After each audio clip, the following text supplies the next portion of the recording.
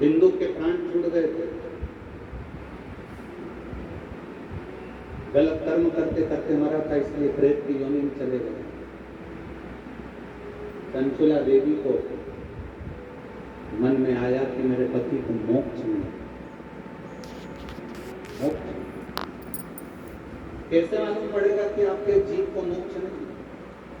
ब्राह्मणों ने कहा कि पिंडदान करो तो पिंडदान करा, ब्राह्मणों ने कहा तर्पण करो तो तर्पण किया, ब्राह्मणों ने कहा कि तिलांजलि करो तो तिलांजलि करी। इसके बाद में भी पितृदोष रह गया, उसके बाद में भी वो प्रेत की योनि में पड़ गया, तो क्या करे?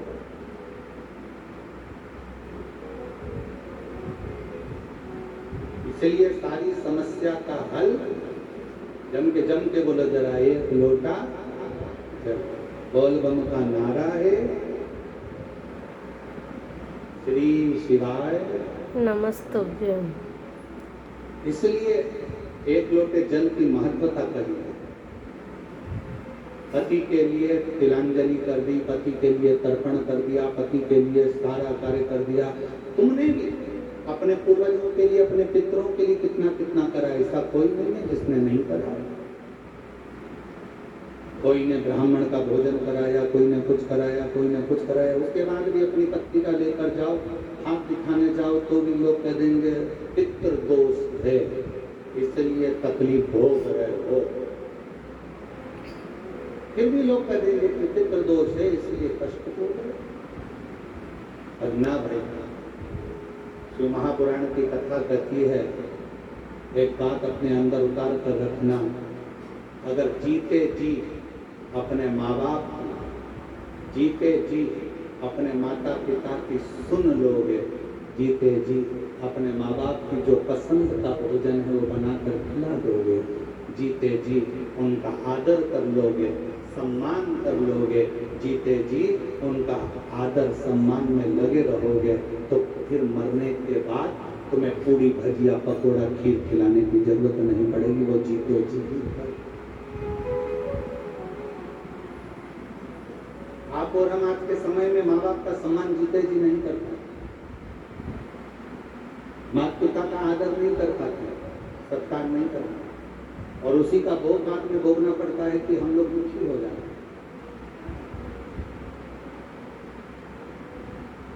वो कितना सुंदर गीत किसी ने गाया है, कभी प्यासे को पानी पिलाया नहीं, बात अमृत पिलाने से, जम के बोले जरा, अमृत पिलाने से, कभी गिरते हुए तो उठाया नहीं, बात आंसू बहाने से।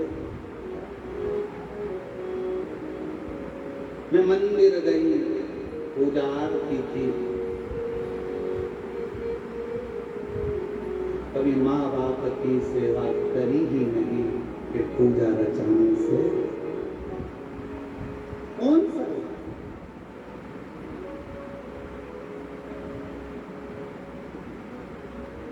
और जो एक धर्म पत्नी का फर्ज है,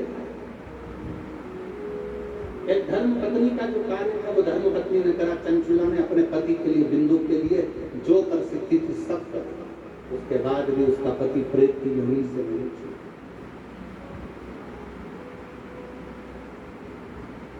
उसके बाद भी नहीं छूटता।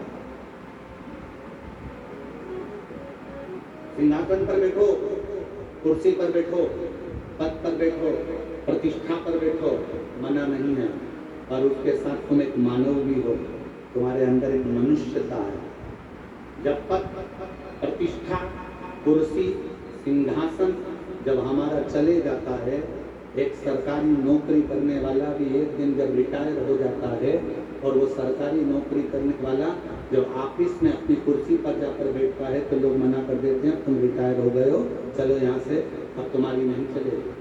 जब तक तुम्हारा सिग्नेचर काम कर रहा है, जब तक तुम्हारे पास में कुर्सी है, सिंहासन है, पद है, प्रतिष्ठा है, उसका सदुपयोग करो।